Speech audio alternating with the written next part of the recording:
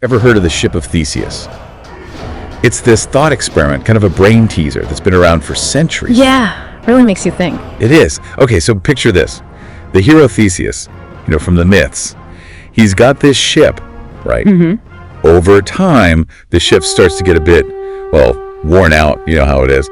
So they replace a plank here, a sail there, just like regular maintenance. Makes sense. But they keep doing this, replacing parts as they wear out, until eventually there's not a single original piece of the ship left.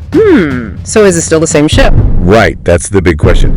Is this rebuilt ship still the ship of Theseus? Yeah, it really makes you wonder about what makes something, that something, Totally. And hold on, because it gets even trickier. Imagine someone gathered up all the original parts that were replaced. All those old planks and sails? Yeah, and they rebuild them into a second ship. So now you've got two ships, both claiming to be the original ship of Theseus. Whoa, so which one is the real one? Exactly. And that's what we're diving into today, this whole puzzle of identity and change. We're going to see how it actually relates to things you deal with all the time, stuff you might not even realize. And it gets pretty deep, pretty quick. Okay, so first things first. One way to look at this is to say, hey, a ship is a ship. Its identity is about its shape, what it's for, sailing the seas. So as long as it's still doing that, still looks like a ship, it doesn't really matter what it's made of. Right. The specific pieces of wood are less important than the fact that it's still functioning as that ship.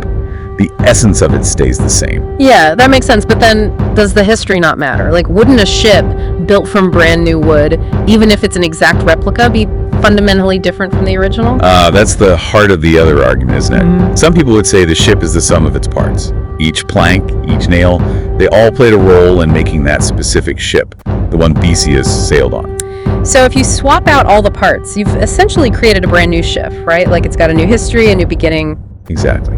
And this really makes you think about how much identity is tied to the physical stuff, the actual material something is made of. And then, when you bring in that second ship, the one built from the original parts, it throws a real wrench into things, doesn't it? It really does. I mean, think about it. Which one feels more like the true ship of Theseus to you now? And there's no right or wrong answer here. It's all about how you define identity and continuity. It's mind-blowing. Yeah. And, this whole thing goes way beyond just ships. Think about yourself.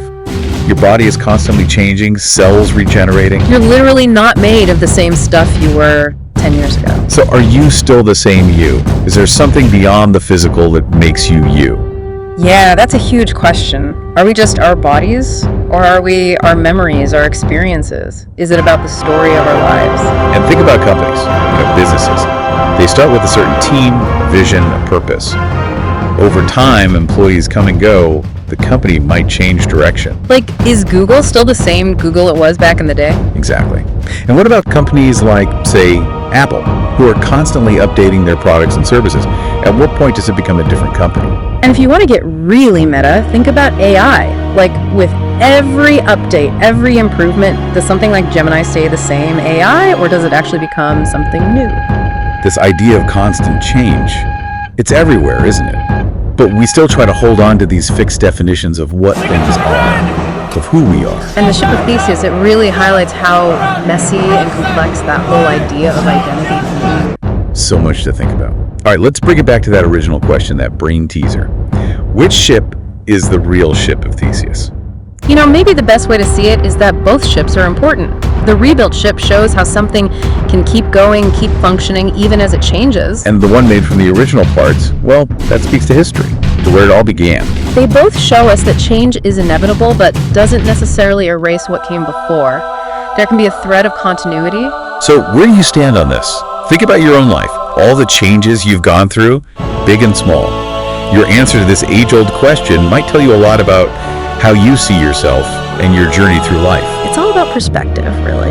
Definitely food for thought. It really is.